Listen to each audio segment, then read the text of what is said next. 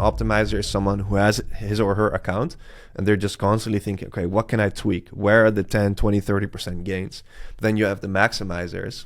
And maximizers, they're constantly thinking, not like, what is the only thing that I can tweak inside my account for 10, 20, 30% gains, but what is it outside that gives me the outsized returns for maybe 100%, 200%, 300% return?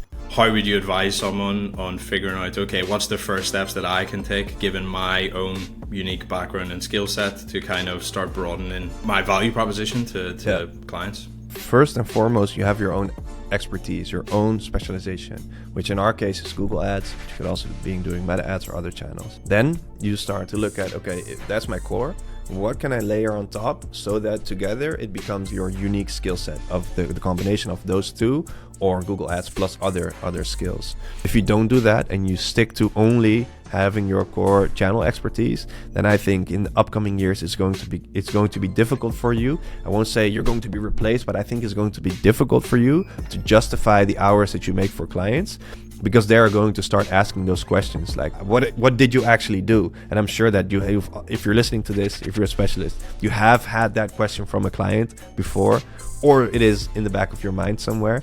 So just diversifying your skill set, working on your T-shaped skill set, I think that is the best thing that you can do for your career moving forward. Hello and welcome to the Paid Media Lab. My name is James. I'm the content lead here at Lunio.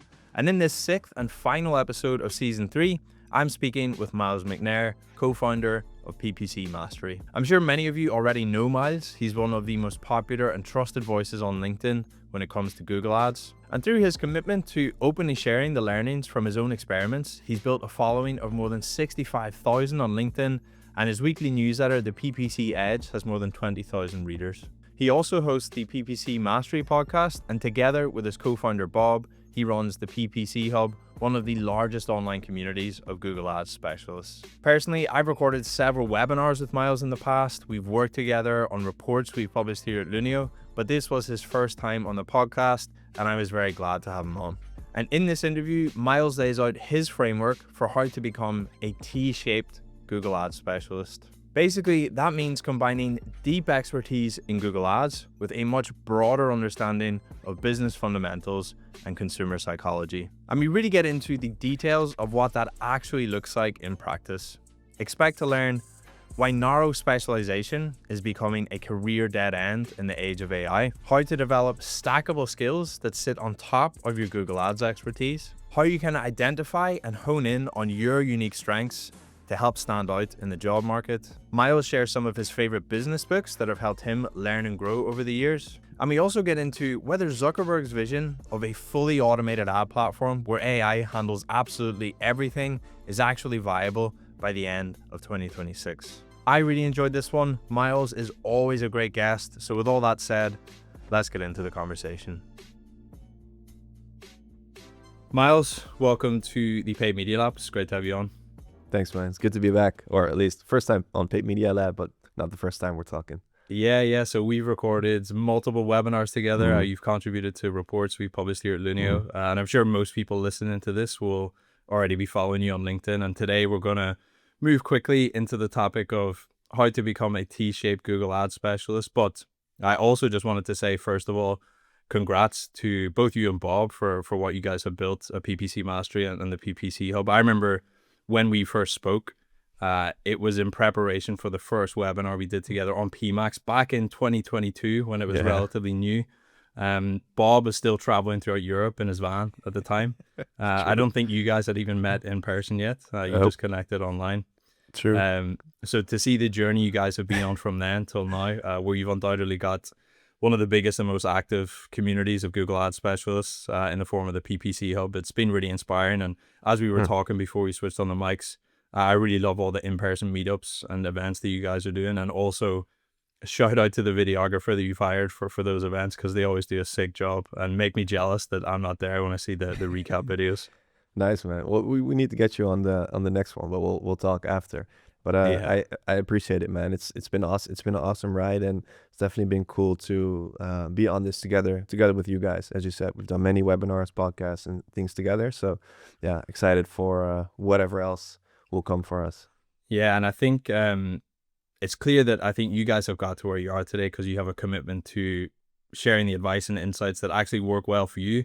And that's why I'm so glad to have you on the podcast, because I know when it comes to you and Bob, there's never any fluff, there's never any BS. It's always kind of straightforward, practical advice based on first-hand experience, which is what this show is all about. So really looking forward to getting into it today. But for anyone listening, Miles, is there anything that you'd advise them to check out? So one thing I will say is we're going to drop a few links in the episode description. So you'll find a link to Miles's LinkedIn profile. You'll also find a link to the PPC Edge newsletter, which you publish every Monday and Friday.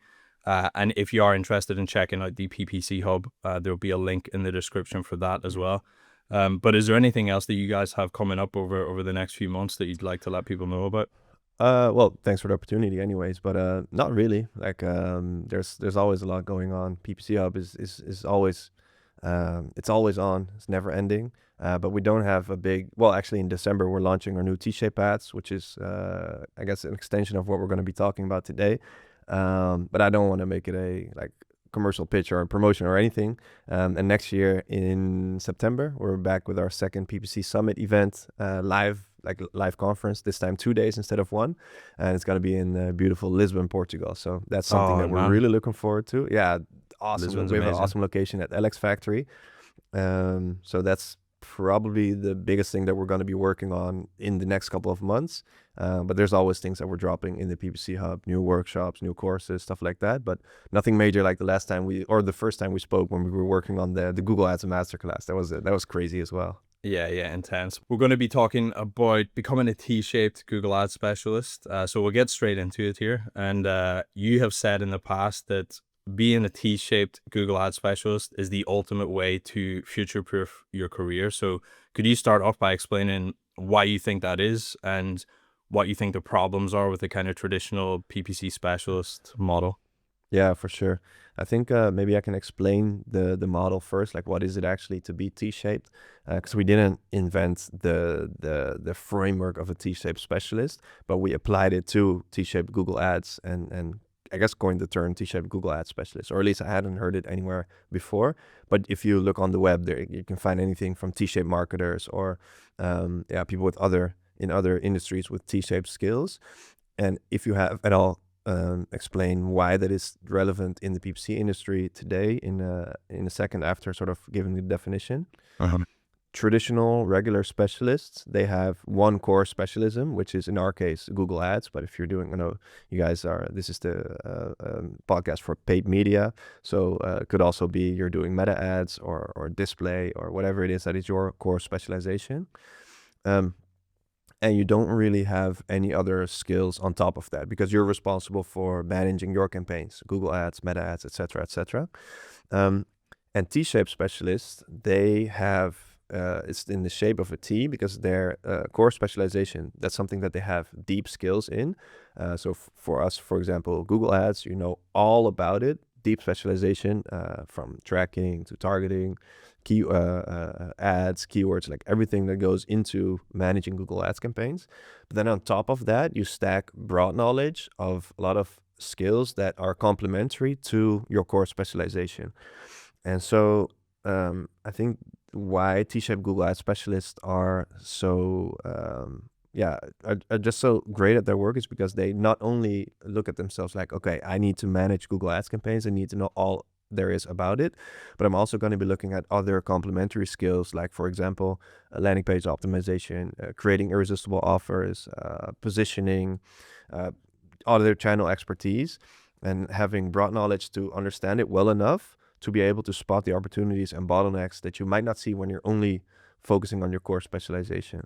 And I think why this matters now especially is because, well, everyone knows AI is just disrupting everything.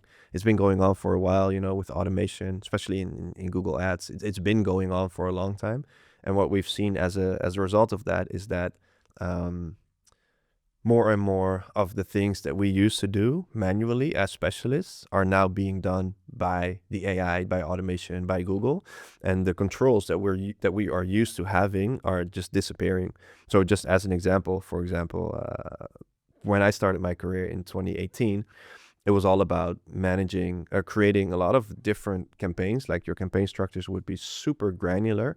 You would almost have one campaign for, all the different product categories, and then even multiply by location, maybe even devices. Like if you grew up in that time, you know how big like your account setups were.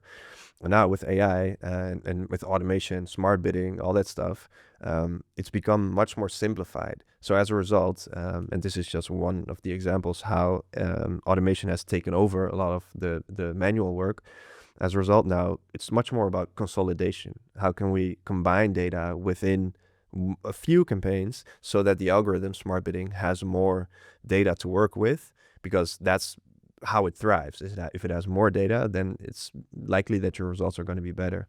And so as a result of all this automation and the controls that are being taken away, you can ask yourself, like, okay, what is still my edge as a specialist? How am I how am I going to continue to deliver value to my clients if the things that I was used to doing that delivered value to my clients are now being done by Google or by the AI or automation or whatever?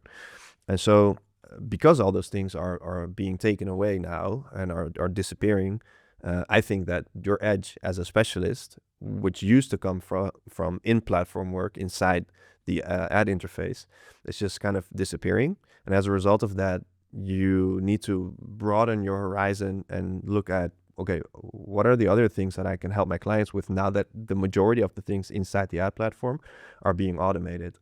And so you can start to look into, for example, landing page optimization, as I said, which is ultimately one of the biggest levers for your results, which it has always been. But we have traditionally been super busy inside the ad interface because it just asks for our attention, manual ad testing procedures, all the campaign structure things, like I said, like granular targeting, or even with search terms, making sure that you're targeting all the right search terms as keywords. But now even with broad match, AI max, PMax, all those things are being done automatically to a certain degree. So we think that you still have your core specialization as a specialist, and I'm just going to say Google Ad Specialist because that's what I am, what we focus on, but you can layer this on top of any other specialization that you have. And so for T-shaped Google Ad Specialists, they still have their core specialization in Google Ads that they know all about, that you need to know all about, because that is the foundation for your entire career.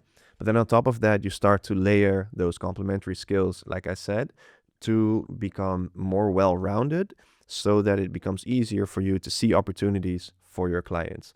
But there's one misconception that a lot of people have, and they think that you need to become this makes you sort of a generalist because you're now next to Google Ads, you're learning about other channels, about landing pages, about offers, about unit economics, stuff like that. But it's actually the opposite, because you still have your core specialization, but by layering all those other things on top, that is how you find your unique skill set. That's, I guess, the essence of the T-shaped Google Ads Specialist. Still having the core specialization in Google Ads, but then making sure that you broaden your skill set beyond that to be able to drive better results, because the majority of the results are now driven outside the ad account instead of inside. Nice. I think just that point about conversion optimization, I think you shared a newsletter today where you were talking about a member of the PPC Hub who kind of applied these principles and delivered something like a 82% increase in conversion rates when he tweaked the client's landing page. And I think, there's a lot of other, as you mentioned in your answer there, there's a lot of other different skills that you can tap into there to really make a difference. But thinking about your own career personally, were you always interested in other areas, or did you go through a process where you felt like, oh, I'm very all in on Google Ads and I really kind of need to broaden things out a bit? Like, how did that work for you personally? Yeah, I guess it's somewhere in the middle, because I started my career in 2018, as I said, with a traineeship at an agency. And of course, like the first year or so, it was all Google Ads, because it's a tough game to learn. It's a tough skill set to master. So the first year was all about just in-platform Google Ads, and even at that time, we had more controls than we have now. So I guess it was necessary, but it wasn't that I saw it from the beginning how important external factors are to your results. So no, I definitely worked on my core specialization, which is Google Ads in the beginning. I didn't do anything else like display ads or meta or other channels, no SEO. I was trained as a trainee in just doing Google Ads, and so I continued to do that. But I guess as I started to become more experienced and more mature in my skill set, I definitely started to see like, okay, but this is still only just one piece of the puzzle. And I guess I'm just naturally a super curious person. I have my bookshelf here, so many books on all kinds of different topics. I guess I'm also a T-shaped sort of person like that. And I like to learn not only about marketing. I have a lot of marketing and sales books, but there's also productivity or mindset or relationships but even copywriting or other types of skills are in there as well. And because I was always so curious about other things, I started to see like, wait, there's much more than just Google Ads. And even as when I started to learn about or when I started to create my content on LinkedIn, which is, I don't know, maybe 2020-ish, I started with that. That was also one of the things, like I started to notice, because I was working on my own content, writing. I wanted to develop my writing habit, my writing skill. And also because of that had nothing to do with Google Ads at all. But I noticed, like, wait, if for myself as a freelancer, I'm starting to drive inbound leads for myself through LinkedIn, why am I sort of devaluing organic content for my clients, And it just started to open my eyes on, but there's so much more than just your own channel and your own channel expertise. So I don't really know if there was one sort of epiphany moment, but I guess it just grew over time. And definitely one of the bigger turning points for me was when I started to work together with Bob, because I always was confident in my own ability. But then I saw Bob, and he's just always operating on an entirely different level, super perfectionistic. He will never deliver anything that is not like 10 out of 10, and that is his strong suit. And one of the things that he has always done, and he was more active in lead gen. I was always active in e-com, but he was always doing landing pages for his client, because he knew, like, okay, if I can take control of that, that's where the biggest gains are to be made, especially in simple automated account structures. So that also opened my eyes for seeing what he was doing to, like, yeah, I definitely see the value of those external factors. And then I don't know, it was probably around that time when I started to read Alex Hormozi's $100 Million Offers book. And that also opened my eyes once again to how, like, the first step always is the offer. And I just started to think about all the clients that I had worked with in the past that were just having trouble scaling. And retroactively, I could see, like, yeah, it was probably an offer issue or pricing issue or landing page issue, positioning issue, much more than it was that we weren't targeting the right keywords or anything like that, Yeah, definitely. It's very easy to get lost in the weeds, so to speak, of the Google Ads interface, and that's what you're paying close attention to, and that's what you're optimizing towards, and you kind of have blinkers on and become blind to, as you said, all these other things, which in many cases are the limiting factor rather than the campaign structure. So yeah, for sure. Maybe one thing to add there is that because I'm talking a lot about external factors, sometimes people think that I'm saying that your core specialization and what you're doing inside of Google Ads is not important, but that is definitely still super important. You need to have the right conversion tracking, make sure that your hygiene is in order, your targeting is in place, your ads are written correctly, and all the things that go in the account structure needs to be good. All those things are really, really important. But there's only still so much that you can do these days, and you don't want to over tweak, over optimize there. And sometimes you can get a few percent increase in performance from for example, excluding more search terms. Or you can think like, okay, what is the I got this from Bob because he sent me a podcast from Alex Ramosi a couple of weeks ago, in which he spoke about the difference between optimizers and maximizers. An optimizer is someone who's just constantly in Google Ads. I started to think about what does that look like in Google Ads. I guess an optimizer is someone who has his or her account and they're just constantly thinking, okay, what can I tweak? Where are the 10, 20, 30% gains? Then you have the maximizers. And maximizers, they're constantly thinking, not like, what is the only thing that I can tweak inside my account for 10, 20, 30% gains? But what is it outside that gives me the outsized returns for maybe 100%, 200%, 300% return, which is not, sounds like a lot, but it's not when you start to optimize landing pages and offers and positioning and better copywriting, more persuasive copywriting, layering human psychology into those things. Then it's not uncommon to increase your conversion rates by 3x, by 300%, just by doing that on your landing page. So I guess T-shaped Google Ads specialists, they definitely make sure that they optimize, but they're also maximizers, 100%. That's nice. I guess the biggest mindset shift as a T-shaped specialist, because you're now looking beyond just Google Ads and you're sort of leaving the bubble or the tunnel vision that you have, and you start to broaden your horizon to what else is possible and where are the really like the big gains to be made.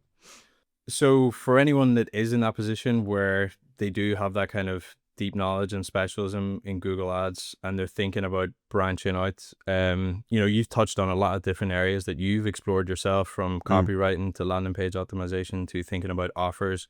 There's a lot of different avenues to go down here. And how would you advise someone on figuring out, okay, what's the first steps that I can take given my own unique background and skill set to kind of start broadening my my value proposition to clients? Yeah, exactly.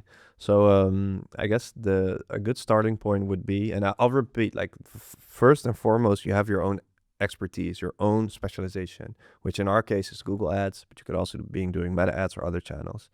Then you start to look at, okay, that's my core. What can I layer on top so that together it becomes in the middle, you have your unique skill set of the combination of those two, or Google Ads plus other skills.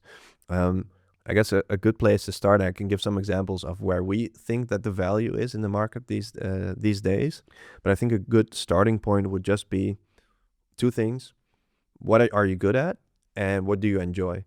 Because I've given some examples of the things that I enjoy diving into, like, for example, again, landing pages, offers, positioning, persuasive copywriting. That's just personally the types of things that I find interesting and find joy in learning about and applying. But I know a lot of other people that are not into those things, and you have others who are much more technical, or they are into AI and into creating workflows and simplifying things with systems, or you have other people who really enjoy making sure that the data is in place. So there's all kinds of different routes that you can take, and there's no right or wrong here. And that's, I think, also the beauty of the framework of the T-shaped Google Ads specialist, because there's so many different skill sets that you can layer on top of your existing Google Ads skill set. But we have identified 5 sort of T-shaped profiles that we are also expanding upon in the PPC Hub. And the first one is the profile of the media buyer, which is basically a specialist who combines Google Ads with Meta Ads or other performance channels to make sure that you can scale with an integrated full funnel advertising strategy, which I'm sure that a lot of people who are listening to this podcast are also either doing or interested in. And it's one of the easier profiles to develop because, it's easy to demonstrate your value, because you're not just managing Google Ads, but you're helping your clients. And a lot of clients these days, they want to work with one specialist or one agency who can do everything for them. And so your value as the media buyer T-shaped profile is basically making sure that you drive results across the entire marketing funnel. That's one. Then another one could be, for example, the search specialist, where you combine Google Ads an SEO or even GEO these days with all the AI search. It just baffles me how many companies are still working in silos, have their search teams working in silos, not talking to each other, only having their own KPIs. So for the Google Ads guys, they're only looking at ROAS, but they're not considering anything on the organic side, and constantly competing with each other. If you can become the bridge between those two, that's definitely something that is a lot of added value as a specialist. And thirdly, the conversion booster, T-shaped specialist profile, which is Google Ads plus CRO or landing pages, which is basically the thing that I've explained what I enjoy doing. And it's also, again, super easy pitch, because you can just go to your clients and say, hey, would you be interested, or not, maybe even not even a client, could also be a prospect. You just say, would you be interested in running a few A/B tests? And if it's for free, and if it's successful, we can start to talk business. And if it's not, then now you know that at least your control variant is already pretty good. And then it's not uncommon to see 10, 20, 30% increase in conversion rate uplifts by just tweaking a few small tweaks in the hero section only on the landing page, or optimizing the forms or the checkout process or something like that. And if you can get those small wins initially, then you can start to upsell this service to your clients. That's another one that, I think personally, maybe I'm biased because I enjoy it, but maybe it's I think that is one of the areas where you can drive the most amount of value for your clients, because there's just so many landing pages are just totally like crap, say it lightly. Yeah. Then the fourth profile is we have the data expert, and just combining Google Ads with advanced tracking, making sure that all the tracking systems are in order, good dashboards, good visualizations, making sure that you feed the right systems, feed the right data into the systems, making sure that you understand attribution holistically, and all kinds of other things. And then there's the fifth one, which I kind of forgot, so maybe we'll get to that later, but that's at least like, it doesn't really matter what the profiles are. It's just to get you thinking like, what skill sets are in demand right now, and what is what are clients asking for, and maybe that is something that's not enough supply for in the market right now. And it doesn't have to be something that is commercially attractive. It can also be something you just enjoy doing. If you really enjoy the other one was the automator with AI. Yeah, I was going to say, if you really enjoy simplifying things with AI or building your own tools, like you see with Geert Groot on LinkedIn, or Alfred Simon, or Kuda, other guys, they're just building cool things to make it easier for themselves to drive results for their clients. That could also be something that you really enjoy. And just start with, what are you good at naturally? What do you enjoy? Start to layer those things on top of your Google Ads skill set, and having curiosity, of course. Like, that's, I guess, one of the most important things at all, ever, because the more curious you are, it's just like you want to learn more, and the more you learn, then the better you get. Yeah, man, it's so key. Like, that enjoyment aspect is like really crucial. Like, that's ultimately what drives you to become excellent at whatever it is that you do. And like, it applies to so many different areas of life. Like, even thinking about like exercise or whatever, it's like, you need to find the thing that you enjoy doing, because if it's not the thing that you enjoy doing, you're not going to stick with it, and you're not like going to become good at that thing. And everyone is different in that regard. So it's not trying to fit a square peg into a round hole. You need to think like, what is it that I enjoy? So I think that's pretty solid overview of like the different options that are there on the table. And as you said, there is like quite a diverse range of different avenues that you can go down there. But to think about the challenges that lay ahead for marketers, I'm not trying to be all doom and gloom, just trying to be pragmatic and honest about what the realities of AI and automation mean for marketers, but also just for the job market broadly. But if someone is listening to this podcast and they don't start kind of making moves towards becoming a more T-shaped Google Ads specialist, what is the actual risk here? Like, what could potentially happen in the next couple of years, and why can't they just keep trucking along like they have Yeah. been doing up till now?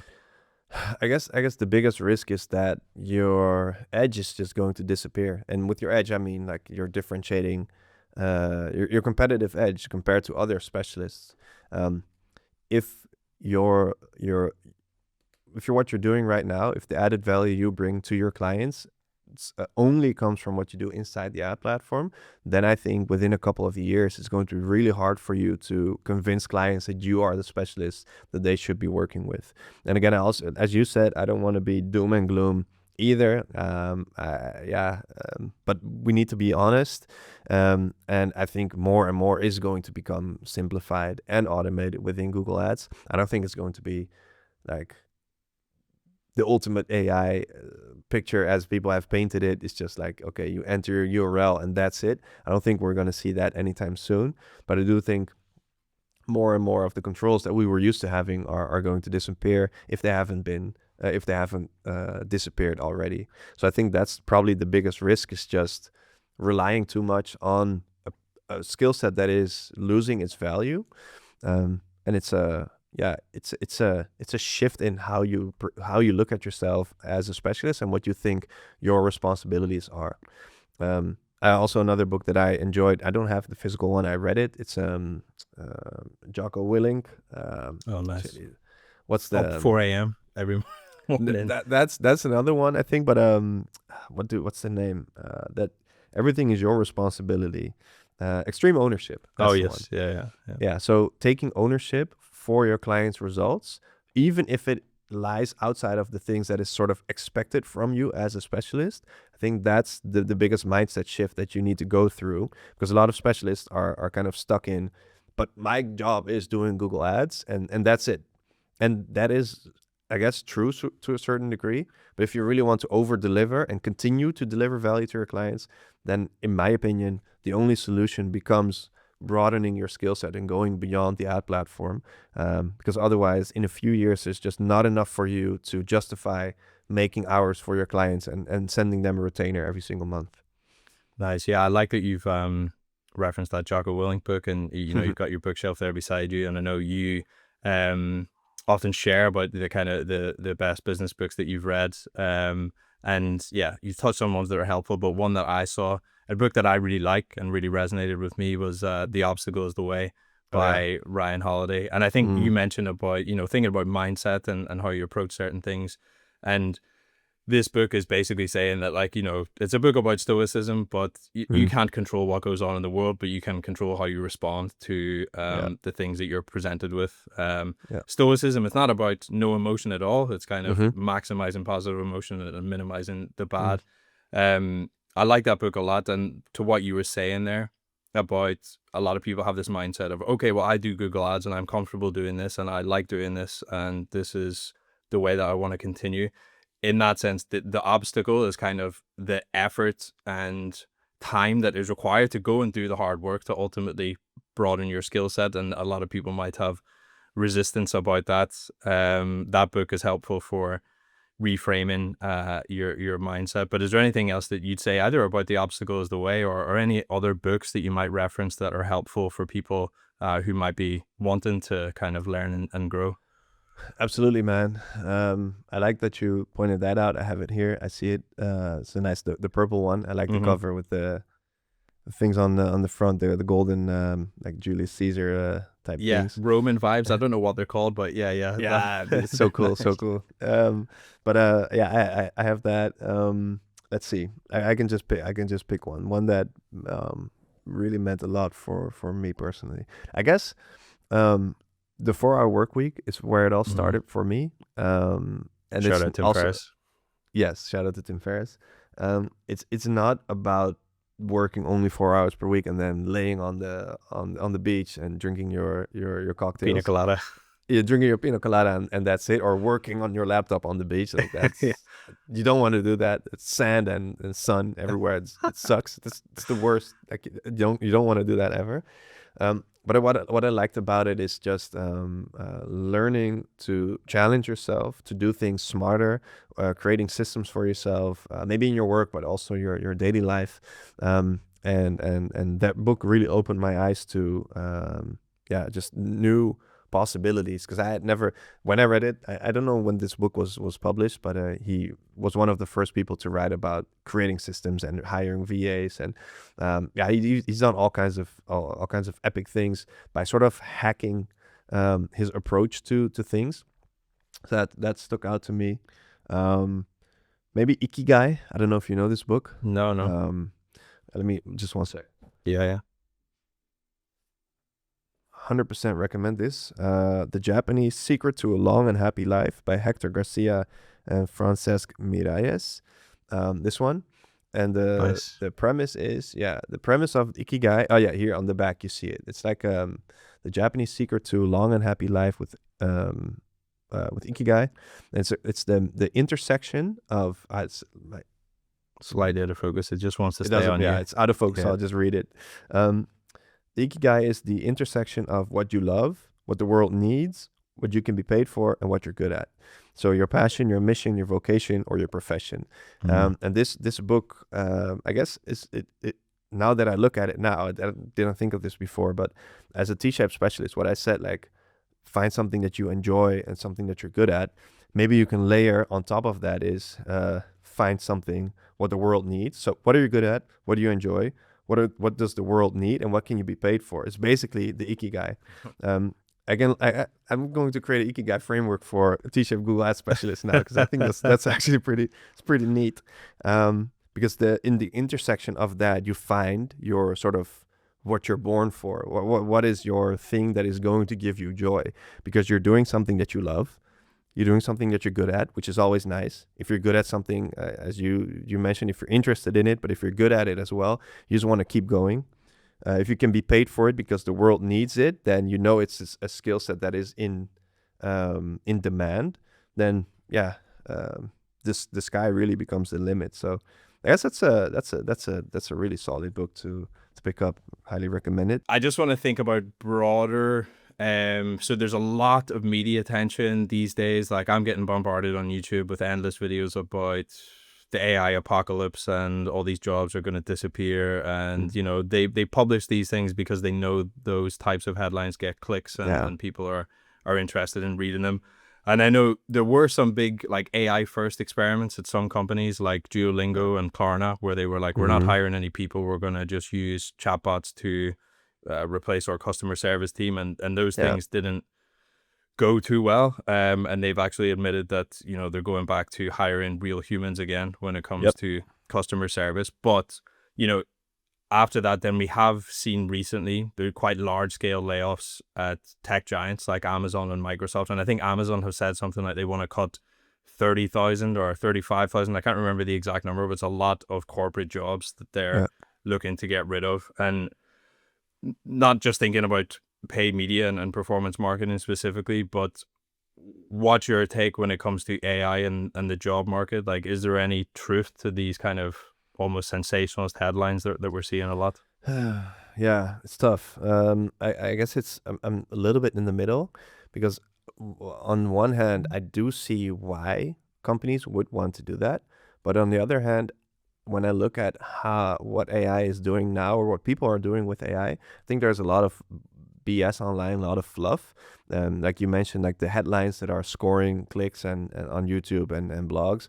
I see a lot of things like, oh, I built this AI tool in 24 hours and it's doing 50K MRR within the first week or so, something like that, you know. Even if that is true, if your marketing is that good, then the product is probably just trash, and all those people are going to churn after the first month because the product is just not good enough. With that said, I do see that in the PPC Hub, for example, I mentioned the examples of Alfred Simon, Geert Groot, Kuda, Mark Cornelius. I see Mike Rhodes. I see all kinds of different people that are leveraging AI for themselves. And they're building their own tools, and they're not building them to sell, but they're building them to manage your own time more efficiently. So I think, for example, take Geert. or I'm pronouncing his name in the Dutch way, Gert Groot. That's how the English community calls him. For people like me who cannot say it properly. Exactly. He is managing upwards of 100 plus clients, small businesses.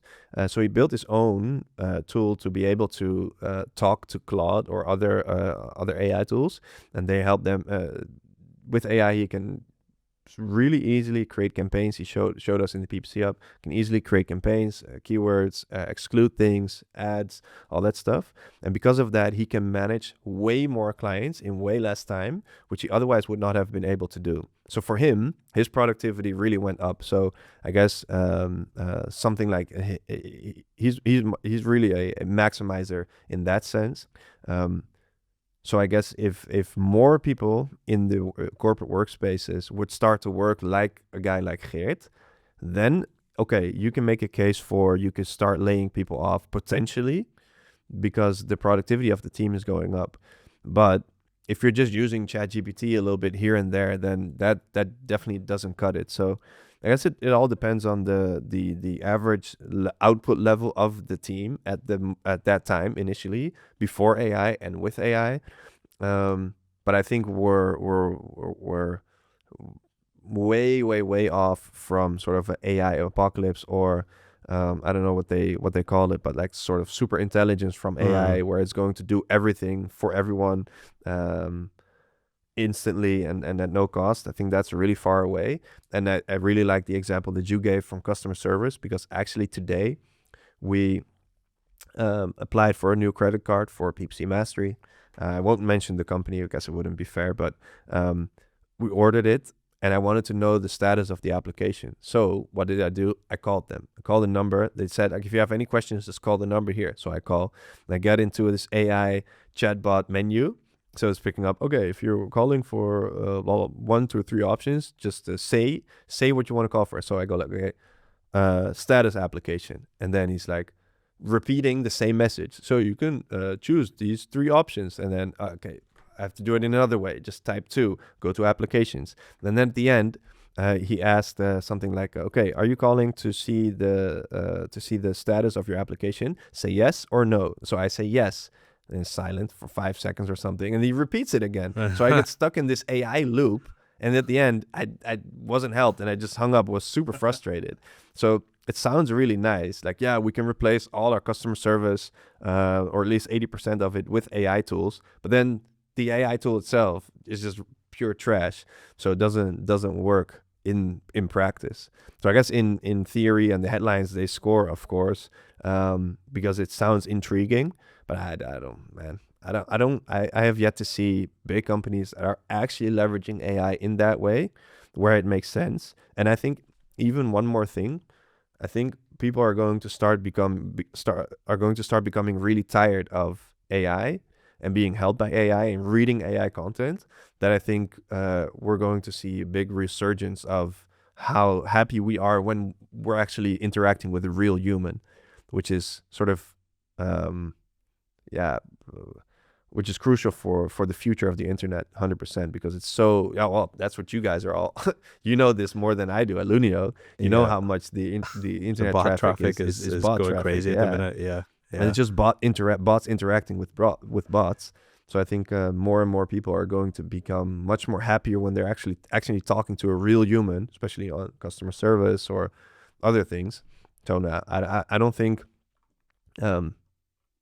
we're going to see, even if we're going to see mass layoffs, I think that's all going to be corrected. Or maybe that those mass layoffs were already a correction in some way, that they maybe had hired too many people for too many roles, which would make sense, and they'd have to get rid of some departments or some parts of the departments. But it would be too easy, in my opinion, to say like, yeah, we're just gonna do that because we can now do it with AI. I don't think it works like that in most cases. Yeah, for sure. And I think like the point that you made about like we are quite far away from super intelligence, despite what the headlines might say. And the other thing is like, LLMs and AI is based on the sum total of human knowledge and understanding Right. and outputs, Right. and therefore, like, it cannot be truly original or truly Mhm. creative or come up with a new scientific theory or stuff that doesn't already exist in the real world. So for that reason, there is still immense value in human creativity and human ideas and coming up with fresh concepts and ideas that haven't Yeah. existed before, because that's something that AI can't currently do. It can look at what already exists and spit out something that is, an approximation of what's out there. But I do agree that human creativity and input is going to be important. Just in terms of one other thing that was in the headline and is interesting to me was just Zuckerberg releasing this vision for this kind of Hmm. fully automated future of advertising, where essentially all your creative is designed by AI, the campaign is run by AI, and it's like, as he's pitching a vision of, it's like anyone can go on and hit go and run a successful campaign. I know at the time when he announced that the Meta stock price did jump, and there seemed to be people excited out there about, oh, well, this means that we can make massive efficiency improvements in terms of the number of people that are required to run these campaigns. But Yeah. do you think that there is any like truth to that, or is that something that is just hype? Yeah. Probably a lot of hype, but Yeah. that's, I guess, from the marketer perspective, because if you look at it from the SMB perspective, like small medium businesses, like for example, if you look at what did PMax do for small businesses in terms of giving them the feeling that they can actually set up and run their own Google Ads campaigns, even though when a business owner would launch their own PMax campaigns, it's probably not set up correctly or managed correctly. They can still do it. So for them, the perception, especially if they're talking to reps instead of actual specialists, they will probably think that they're doing something really, doing something right.